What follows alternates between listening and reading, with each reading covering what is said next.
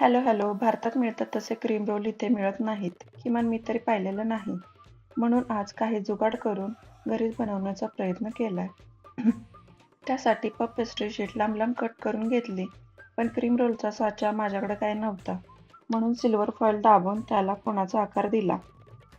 मग त्याच्यावर कट केलेले पेस्ट्री शीट लावून 180°C वर 15 मिनिटे बेक करून घेतलं. मध्ये मी एकदा त्याला पलटून घेतलं होतं, म्हणजे रोल सगळीकडून छान बेक होतील. नंतर रोल थंड झाल्यावर ते सिल्वर फॉइलमधून काढून घेतले.